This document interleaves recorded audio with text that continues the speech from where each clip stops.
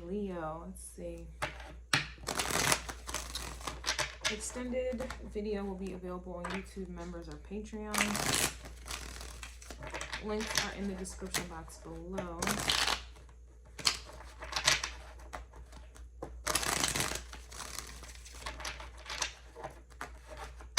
Oh, look at you. I'm also seeing the Seven of Cups though, so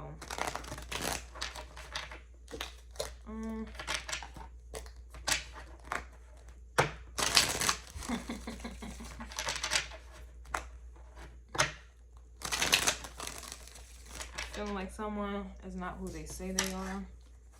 Someone's having a, yeah, I'll just leave it at that. Maybe I don't want to say identity crisis, even though I'm hearing that. Or you're just not seeing someone the way that they want you to see them. Yeah, we have the Two of Cups coming out. We have the good old Two of Cups coming out, so there's definitely a connection. Someone has a tattoo on their arm. Someone likes wearing necklaces. Something also about frogs swimming, possibly, or a large body of water in the moon. This kind of feels like, I don't know, someone has a Leo moon. And it's like, you may be dealing with someone who has a Leo moon, and then the other person has like a Leo sun, possibly, or Aquarius moon, Aquarius sun, like those two combos, sun, moon, polarities. But this is a connection nevertheless here. So let's see what about it. We do have the Queen of Swords trying to come out with Judgment. So yeah, it kind of goes back to it. And then we have the Death. It kind of goes back to what I was saying in the beginning, where you may not be viewing or seeing someone the same way.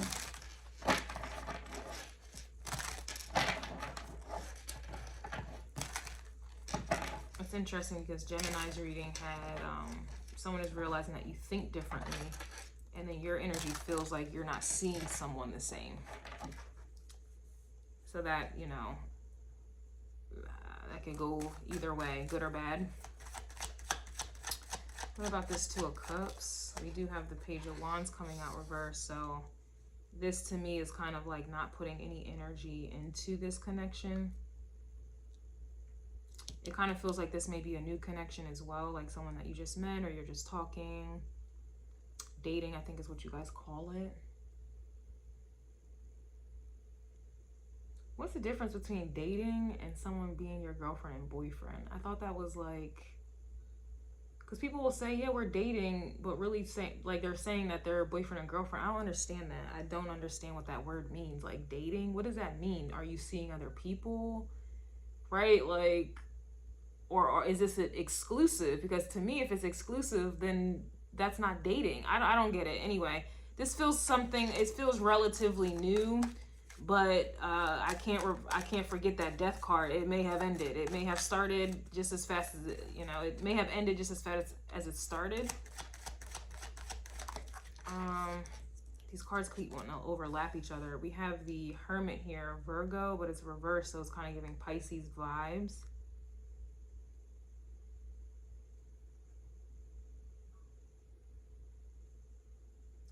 I'm not sure if this kind of feels like, maybe. This could be for some of you where you haven't been dating for a while, and then there was a connection that came about or whatever, and it kind of was kind of bringing you out of hermit mode. And then it just didn't work. Or this could be an energy where it's kind of like you knew better and didn't do better. Like you knew it wasn't going to work out, but yet you tried anyway, and it's just kind of like, damn, why did I even, yeah, we have the Two of Swords here. Like, damn, why did I even try or whatever? We do have the Two of Swords to the Two of Cups. So this right here, I think the Two of Swords was coming out. Well, it was really the Five of Swords, but the Two of Swords was like highlighted in that Five of Swords. And maybe Gemini or Aries reading, I think. But this is about, for me, it's like being in denial, trying to be oblivious, ignorant on purpose. just not trying to see the truth of something, or just not able to see the truth of something, which goes back to the beginning where I was saying that you're now no longer seeing someone the way that you may have seen them before.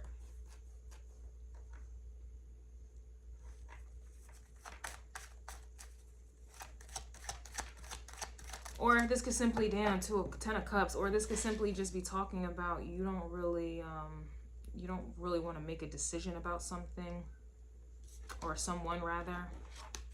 We do have the 10 of Cups, and I know Gemini had the 10 of Cups coming out, and that energy was like holding back because that they knew what they wanted. They knew they wanted this 10 of Cups. And Gemini rules the mind, our communication, our thought processes. So whether you have Gemini in your chart or not, like for Gemini's reading to be talking about, you know, someone's realizing that you think differently and so forth and so on. Clearly, you know, this is someone who you may not have, they weren't seeing you clearly. Let me just say it like that. They weren't seeing you clearly. They weren't seeing you clearly, or what this connection could have grown into, because the pages can grow. The 2 of Cups leads into the 10 if things go right. So someone was definitely not seeing you. Yeah, we have the Moon card reverse, or someone was fearful. Maybe this is someone else in hermit mode and using that as an excuse because maybe they have been hurt. They're scared. The Page of Wands kind of reminds me of fear just a little bit. It reminds me of like toddlers trying to walk. You know, they may be, you know, acting like they're about that life and don't want their mom or dad's help, but there is an element of fear. You know, what if they fall down? Like, so I kind of get fear with this as well. Denial, emotionally being unavailable. This could even be an energy too where, you know, some of you are really aware of yourself, especially with this Moon energy coming out. You are aware of yourself, okay, but there may have been another aspect of you that you were not aware of. So I noticed that like a lot of times what you see from others is really what's going on within yourself that's being reflected back to you. So if you continuously attract people who are emotionally unavailable, at some point you have to look at that like, okay, am I emotionally unavailable? Like attracts like. If you're attracting people who have trust issues, you have to kind of start looking at yourself like, well, damn, do I have trust issues? You know, if you keep attracting people who have issues, you know, whatever their issue is, you have to look at yourself like, do I have those same issues that's manifesting, you know, outwardly from, you know, by way of people that I'm attracting? So ultimately I can say that this is someone that wasn't seeing you clearly, but I'm wondering if you haven't seen a portion or a part of yourself clearly. And with this Moon in the reverse, the Moon is always about the subconscious. This is hidden. This is, you know, usually the Moon, people hide their emotions. And when you try to hide your emotions, there's an element of denying your emotions. And now we start teetering into Lilith territory, where you know, look at your vulnerabilities as a weakness. That's another form of demonizing yourself. You know, you're demonizing what is just natural. This goes with insecurity, fear, vulnerability. But ultimately, this is the subconscious, because a lot of people, they go above and beyond to ignore and to deny and to hide how they are feeling. And if you do that long enough and you train yourself long enough in that energy, that's Lilith territory now. And now you're going to attract that very energy that you are denying or rejecting within yourself, i.e. your emotions, and somebody else outside of you is going to have to get the job done and show you what you're trying to hide. And that's what the Moon is, you know. That's what it is. It's definitely the subconscious. It's what we're trying to hide and deny about ourselves. And, you know, that's why people love Leo energy, the sun. This is people who try to identify as something completely else, something else than who they truly are. So this is essentially what I am getting, but there is something that is being opened up, something that is being exposed in your energy nonetheless. The sun, right? Something is definitely being exposed, but the Moon is here. So this is the feminine and the masculine energy. They are opposites, but they are supposed to be, you know, the point of it is to become one and to become whole. Lover's card energy. But clearly there's a feminine, there's something about the feminine aspect of yourself, or whatever the case is, that is wounded.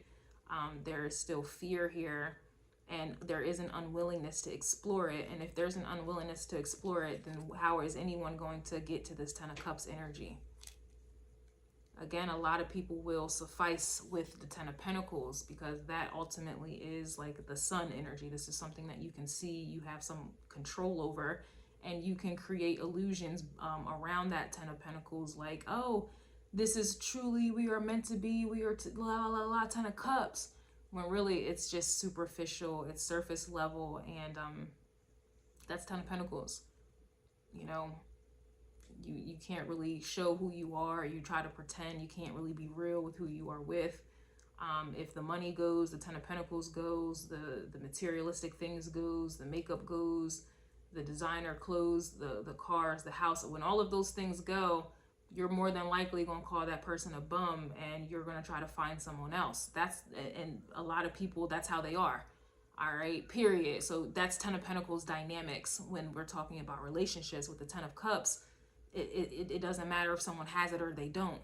You're going to love them unconditionally. That is the difference between the Ten of Cups and the Ten of Pentacles. So just think to yourself, and I mean, with this moon here, this is a reflective vibe, especially with the Two of Swords, that you're not trying to see or admit, or this is someone else. If someone has something, or if they don't have something, are you still interested in them? Would you still be interested in them if they didn't have money or a good job, or they weren't wearing makeup, or didn't have a fat ass, big boobs, big dick? Would you still want them? If they lost it all, would you still want them?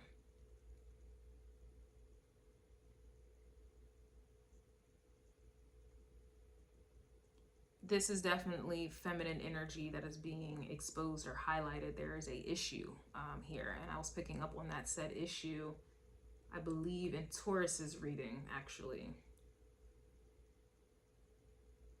Hence is why someone was coming in to challenge someone's entire life, pretty much, because there was something that was formed, a belief or a tradition or some type of value, religion or spirituality that was embedded and conditioned, and it was controlling someone's entire being.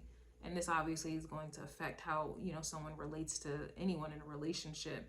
And so here we are, someone's moon is being exposed, and this really feels like, honestly, it's giving Lilith energy. So someone's Lilith placement may be aspecting the moon.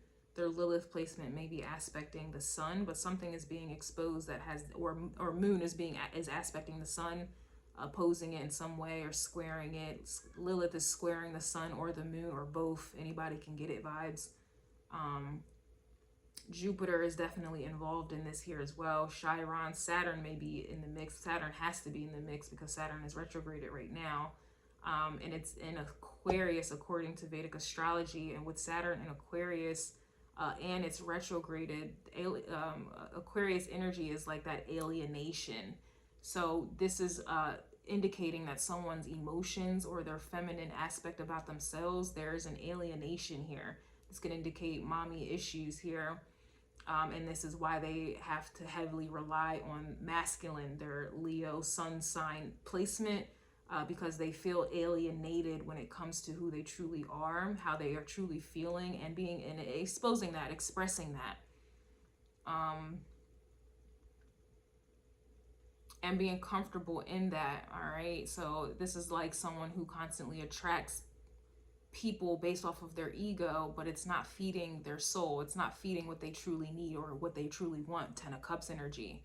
And honestly, I don't know why this is coming to mind, but this is why they're mad. Somebody's definitely mad.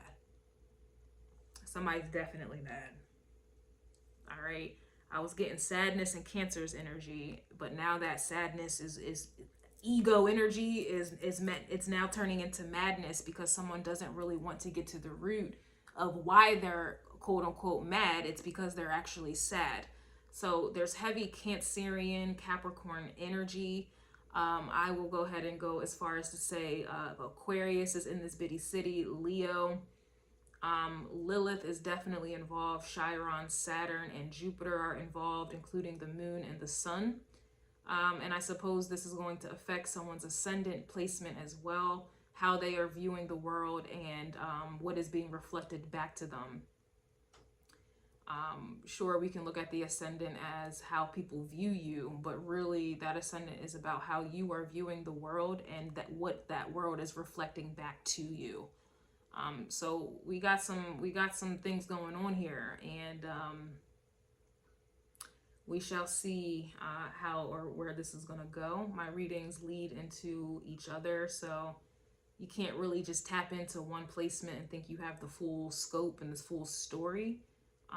My readings are like a story, so this does not end here, okay? But I'm going to go ahead and get into the extended to kind of get a little bit more into the nitties of the gritties. I want to see what this Two of Swords is, because this Two of Swords is the problem. This Two of Swords is what someone is not trying to see with this moon reverse. This is what they're not trying to acknowledge. And ultimately, this is not what they're trying to fix. Okay, you can't fix what you don't think is broken. And if someone is in denial, obviously they don't want to, they're not able to fix something, but there is someone feeling fear. But the ego, the sun energy, the Leo energy is definitely trying to mask it or cover it up or protect their self, protect them.